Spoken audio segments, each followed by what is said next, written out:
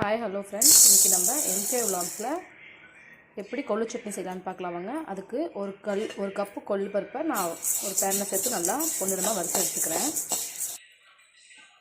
Okay friends, இப்போ இது நல்லா இந்தளவுக்கு வறுபட்டதும் இது ஒரு குக்கருக்கு மாற்றி ஒரு 5 விசில் விட்டு எடுத்துக்கலாம். விசில் அடங்குறதுக்குள்ளே நம்ம வறுக்க வேண்டிய பொருளெல்லாம் வறுத்து எடுத்துக்கலாம்.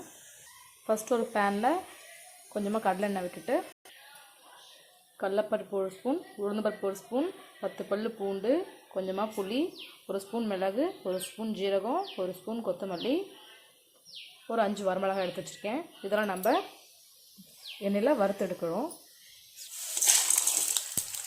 கொஞ்சமாக கருவேப்பிலை சேர்த்துக்கலாம். ஒரு 10லேருந்து 20 சின்ன வெங்காயம் கொஞ்சம் சேர்த்துக்கலாம். இதை நல்லா வறுத்துக்கலாம். வெங்காயம் நல்லா வணங்கினதுக்கப்புறம் நான் ஒரு தக்காளி கட் பண்ணி வச்சுருக்கேன், அதையும் சேர்த்து நல்லா வணக்கி எடுத்துக்கலாம். கொஞ்சமாக புளி சேர்த்து அதையும் நல்லா வணக்கலாம். அடுத்து வேக வச்ச கொள்ளை இது கூட சேர்த்து இதையும் நல்லா வணக்கி எடுத்துக்கலாம். இப்போ இது வணங்கும் போதே இதுக்கு தேவையான உப்பு சேர்த்துக்கலாம். 1/4 ஸ்பூன் மஞ்சள் தூள் சேர்த்துக்கலாம்.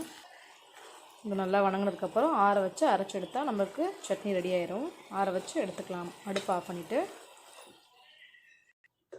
இப்போ ஆற வச்ச கொள்ளுப்பருப்பு கூட கொஞ்சமாக கருவேப்பிலையும் ஒரு 10 பல் வெங்காயம், பச்சை வெங்காயமும் சேர்த்து அரைச்சிக்கலாம்.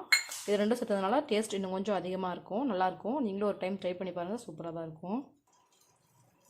அவ்வளோதாங்க, நமக்கு தேவையான கொள்ளு சட்னி ரெடி ஆகிடுச்சு. இது சாதத்து கூட சூடாக போட்டு சாப்பிடும் போது இன்னும் டேஸ்ட்டாக இருக்கும். நீங்களும் ட்ரை பண்ணி பாருங்கள் ஃப்ரெண்ட்ஸ். Okay, bye friends. நாளைக்கு நம்ம இன்னொரு வீடியோவில் பார்க்கலாம்.